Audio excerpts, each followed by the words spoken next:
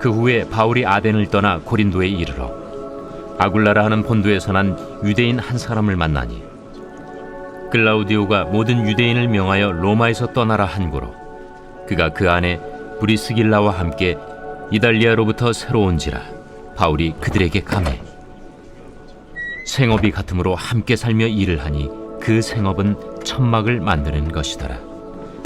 안식일마다 바울이 회당에서 강론하고 유대인과 헬라인을 권면하니라.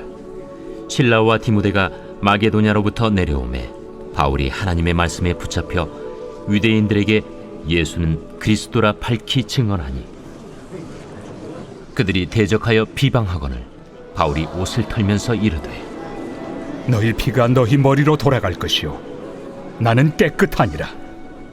이후에는 이방인에게로 가리라 하고 거기서 옮겨 하나님을 경외하는 디도 유스도라 하는 사람의 집에 들어가니 그 집은 회당 옆이라. 또 회당장 그리스보가 온 집안과 더불어 주를 믿으며 수많은 고린도 사람도 듣고 믿어 세례를 받더라. 밤에 주께서 환상 가운데 바울에게 말씀하시되 두려워하지 말며 침묵하지 말고 말하라. 내가 너와 함께 있음에 어떤 사람도 너를 대적하여 해롭게 할 자가 없을 것이니 이는 이 성중에 내 백성이 많음이라. 1년 6개월을 머물며 그들 가운데서 하나님의 말씀을 가르치니라. 샬롬, 여러분 반갑습니다. 오늘도 기막힌 하루를 우리에게 허락하신 하나님께 영광을 돌립니다. 오늘도 변함없이 영적으로 꼭꼭 씹으면서 되새김질을 해야 할 본문의 말씀은 사도행전 18장 1절부터 11절 말씀이 되겠습니다. 오늘 본문에서는 바울의 전도 여행에서 무너지는 것 같으나 세워지는 것들을 소개하고 있습니다. 자, 그럼 무너지는 것 같으나 세워지는 것은 어떤 것들이 있는지 함께 말씀을 묵상해 보도록 하겠습니다. 첫째로 쫓겨나는 무너짐이 있으니 만나는 세워짐이 생깁니다. 여러분 기억나십니까? 어제 바울이 어디에서 복음을 증거했죠? 바로 철학의 도시 아덴이었죠. 그곳에서 학식이 철철 넘치는 자들을 대상으로 복음을 증거했는데 풍부한 지식과 철학이 오히려 예수님의 부활의 소식을 조롱하는 결과를 가져왔습니다. 어느 곳보다도 종교심이 많았지만 그 껍데기만 있는 종교심에 생명이신 예수 그리스도가 들어갈 자리가 없으니 영적 소경이라는 것만 드러나는 장소가 되고 말았습니다. 아무리 외쳐도 듣지 않으니 천하의 바울도 이 아덴을 떠날 수밖에 없었습니다. 이렇게 바울은 아덴에서 복음을 거절하는 자들에게서 쫓겨나다시피 하여 다다른 곳이 오늘 본문에서의 고린도입니다.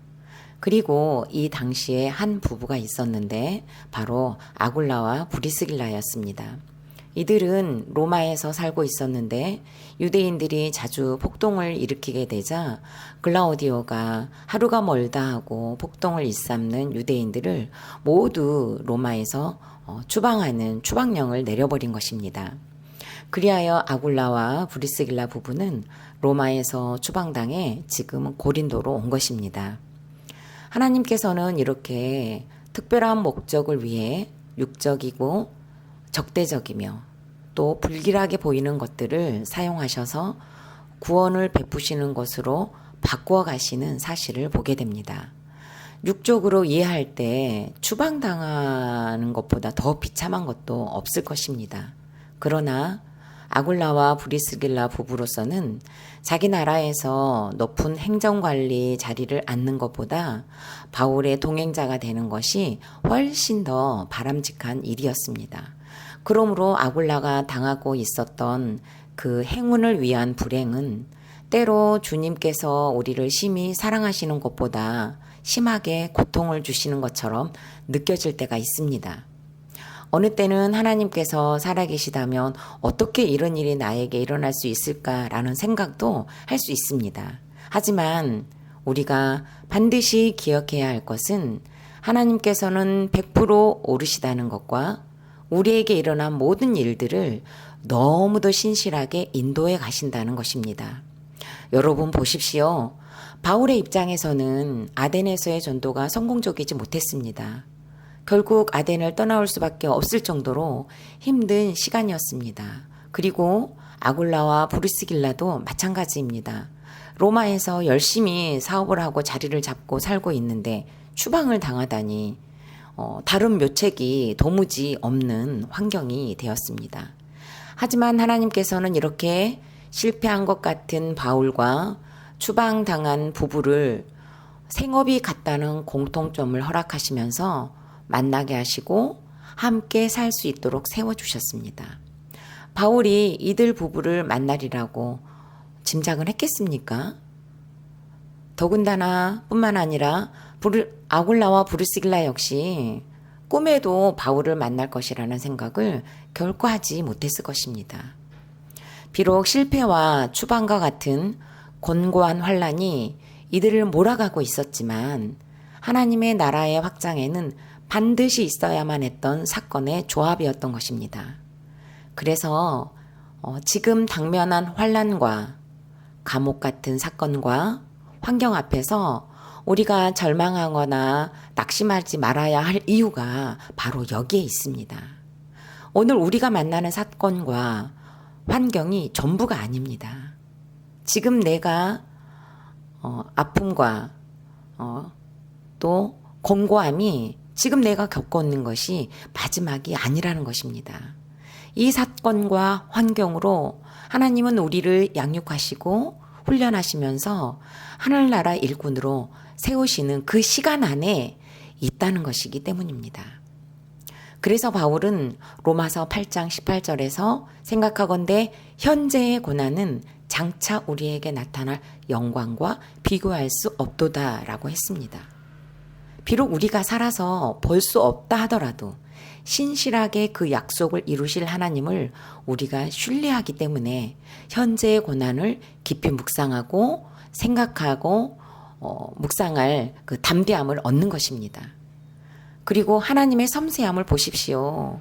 생업을 갖게 한 지체를 허락하셔서 상한 심령을 서로 공감하게 하고 살 수 있도록 은혜를 베푸시지 않습니까?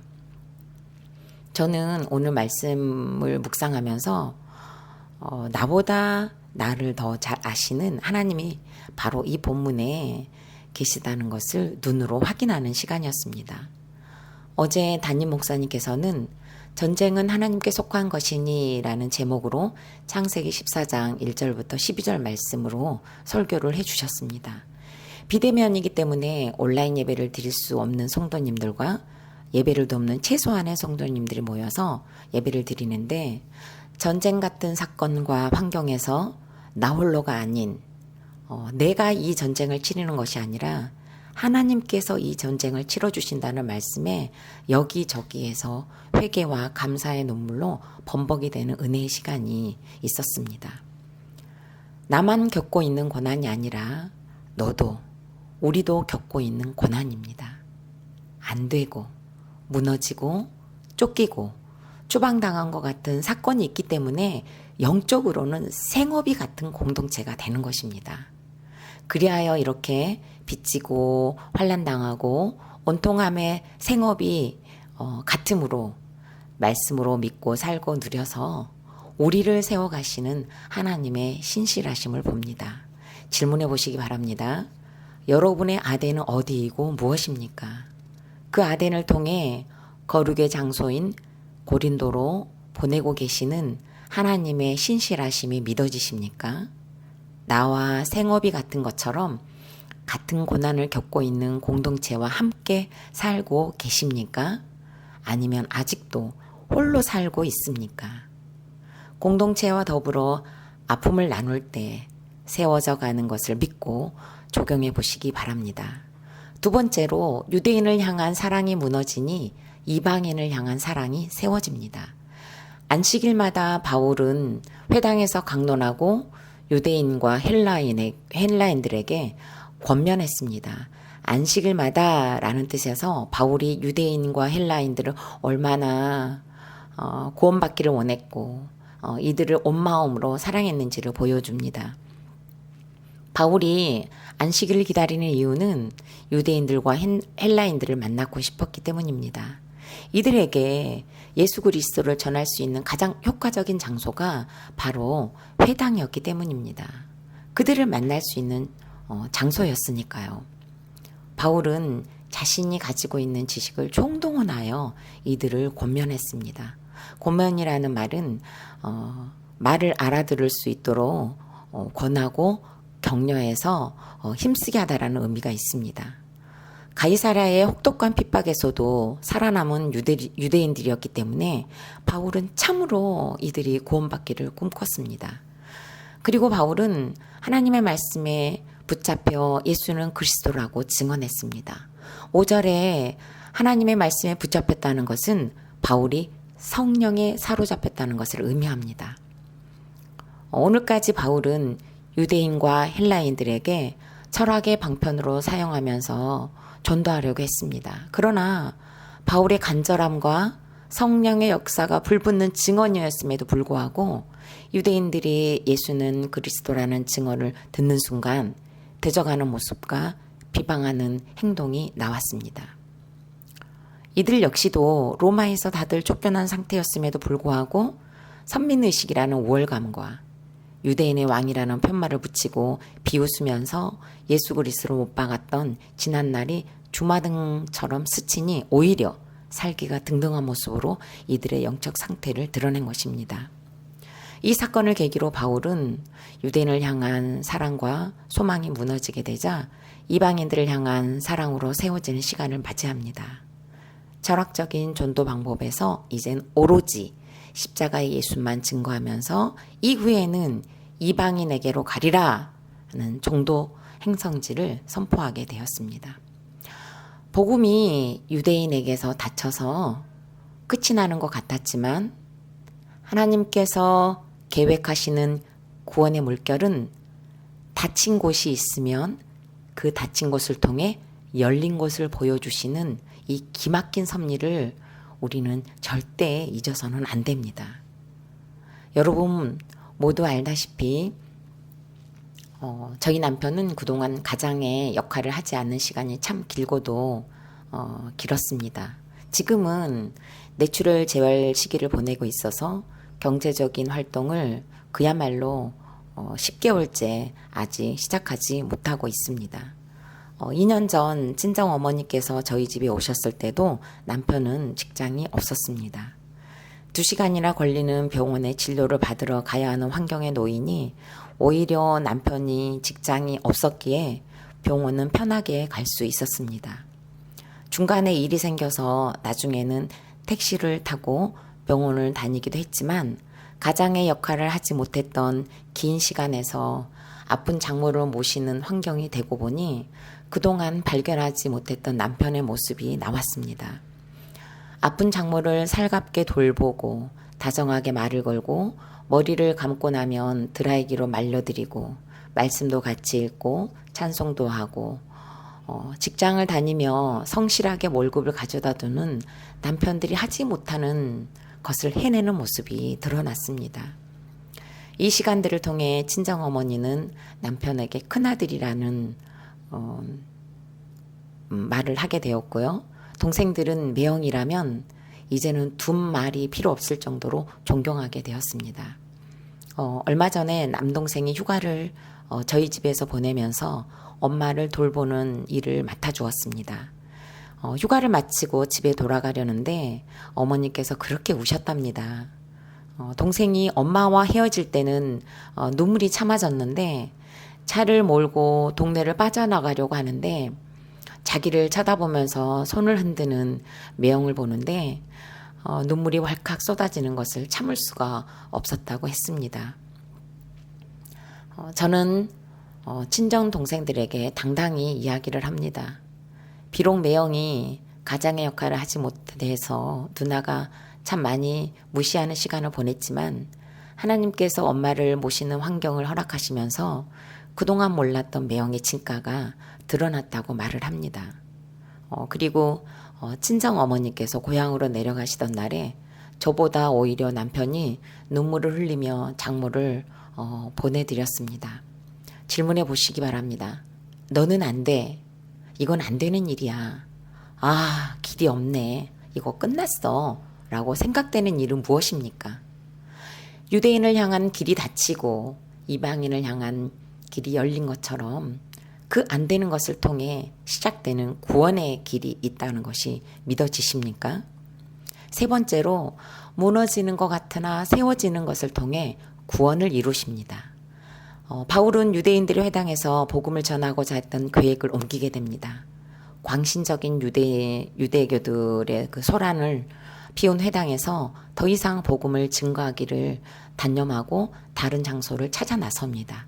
그때 하나님을 공경하는 디도 유스도라는 사람을 만나게 하십니다. 아덴에서는 바울이 홀로 복음을 증거하는 사역을 감당했지만 지금 고린도에서는 디모데와 실라와 함께 동역하게 되므로 큰 열매를 얻습니다. 하지만 치열한 영적 전쟁터와 같은 고린도에서 사실상 바울은 심적으로 많이 힘들었던 것 같습니다. 비록 바울이 회당에서 복음을 전하는 것을 멈추고 이방인에게로 간다고는 했지만 그래도 바울의 마음 한켠에는 이들을 향한 애통함이 있었습니다. 디도 유스도라는 집이 바로 회당 옆에라는 것으로 보아서 바울은 어찌하든 유대인들에게 간접적으로라도 복음이 들어가기를 너무너무 간절히 소망했던 것 같습니다. 감사하게도 회당장 그리스도버가 온 지방과 더불어 주를 믿고 고린도의 많은 사람들도 세례를 받으며 고린도 교회가 만들어지는 장면이 오늘 소개되었지만 이 부흥과 맞물려 바울의 마음에는 옷을 털면서 너희 피가 너희 머리로 돌아갈 것이요 나는 깨끗하니라 라고 말을 할 수밖에 없었던 그 사건이 거룩한 아픔으로 남았었던 것 같습니다. 그리고 이 거룩한 아픔은 바울에게 두려움을 주었고 예수 그리스도의 십자가를 증거하는 것에 머뭇거리게 할 만큼의 감정이었던 것 같습니다. 이렇게 신변의 두려움까지 안고 있는 바울을 하나님께서는 환상으로 찾아가 주셔서 확실한 약속을 해주십니다. 두려워하지 말며 침묵하지 말고 말하라. 내가 너와 함께 있음에 어떤 사람도 너를 대적하여 해롭게 할 자가 없을 것이니 이는 이 성 중에 내 백성이 많으니라 라고 말씀해 주십니다. 너무너무 신비롭지 않습니까? 두려운 장소이고 침묵한 만큼 무서운 곳인데 이곳에 이 성에 복음을 드려야 할 하나님의 백성이 많다는 이 진실이 참으로 놀랍고 신비롭습니다. 이렇게 무너지고 두려움이 엄습한 환경인데도 불구하고 하나님은 바로 이곳에 당신의 백성을 많게 하셔서 바울을 침묵하게 하는 요소들까지 모두 제거하시고 바울의 입을 다시 열어주시고 말씀을 전하고 듣게 하시는 오묘하심으로 바울을 세우시고 교회도 세우시면서 구원을 이루어 가십니다. 바울은 이 환상으로 엄청난 위로를 얻었고 고린도 교회에서 1년 6개월을 머물며 하나님의 말씀을 가르칠 만한 힘을 얻었습니다. 질문해 보시기 바랍니다. 예수님을 증거하는 것이 두려워 침묵하고 있는 곳은 어디입니까? 그리고 누구입니까? 그 곳과 그 영혼에게 들을 만한 기와 환경을 준비하실 하나님 앞에서 예수는 그리스도라 하고 외치는 구원의 타이밍을 잡으시기 바랍니다. 마지막으로 8월 17일 복석상자입니다. 용서할 수 없는 것을 용서하고 포기할 수 없는 것을 포기하고 사랑할 수 없는 사람을 사랑하는 것만이 하나님의 군사로 쓰임받는 길입니다. 아멘. 오늘도 큐티로 기막힌 하루를 살아내는 모든 성도님들이 되시기를 소망합니다.